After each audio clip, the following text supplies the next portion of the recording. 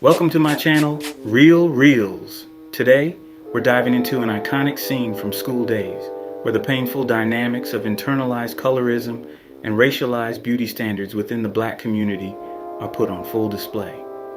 This dialogue highlights the tension between characters of different skin tones and hair textures, showing how these differences have been internalized to reinforce hierarchy and division.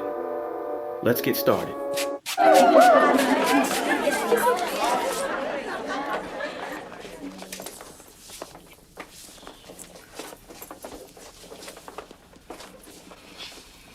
The word is excuse me. Nobody told you to stand in the hall either. Excuse me. That's better, Miss Thing. The exchange begins with a subtle insult about standing in the hall. And when one character responds with, "Excuse me," the other sarcastically retorts, "That's better, Miss Thing."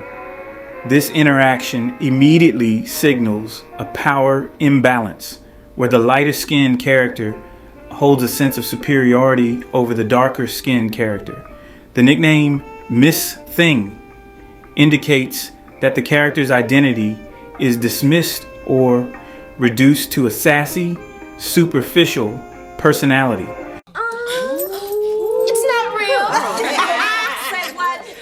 You heard. It ain't even real. It ain't even real. This refers to the lighter skinned character's hair and eyes, hinting that she is wearing contact lenses and possibly using treatments to change her appearance to meet Eurocentric beauty standards. The darker skinned character's comment accuses her of being inauthentic, suggesting that she envies traits considered white or non-black. You wish you had hair like this. Girl, you know you weren't even born with blue eyes. That's right. Blue contact lenses. They're just jealous. Right. Jealous. You wish you had hair like this. Girl, you know you weren't even born with blue eyes. This reinforces the idea that the lighter skinned character's features, particularly her hair and eye color, are artificial. It subtly underscores the privilege associated with proximity to whiteness, but also criticizes the effort put into achieving these standards. You're just jealous. The lighter skinned character deflects by accusing the other of jealousy, which reflects how colorism feeds into feelings of insecurity on both sides. The lighter skinned character seems to imply that her features are desirable and the envy of darker skinned women. Rachel, I've been watching you look at Julian. You're not slick.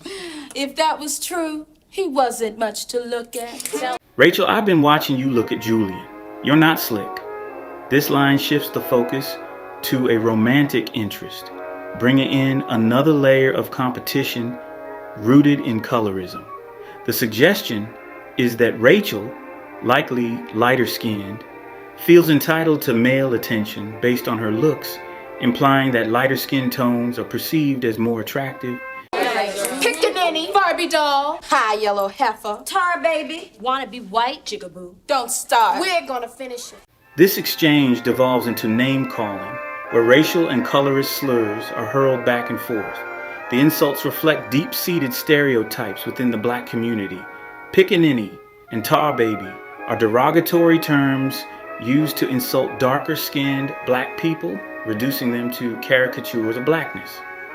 Barbie doll and high yellow heifer are aimed at lighter-skinned black women, suggesting that they are spoiled, inauthentic, or overly privileged because of their proximity to whiteness.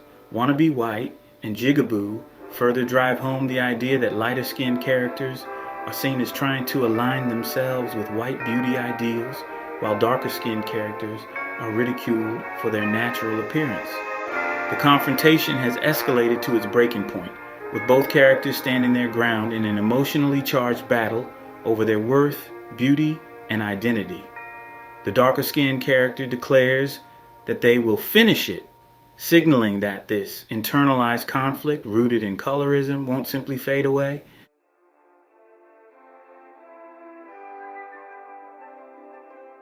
Overall, the scene captures the bitterness and division that colorism creates among black women.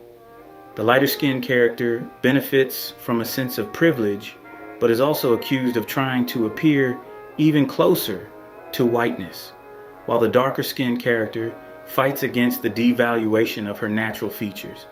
The insults reflect society's imposition of racial hierarchies, where lighter skin is deemed superior, creating deep emotional wounds on both sides. Thanks for tuning in to Reelz.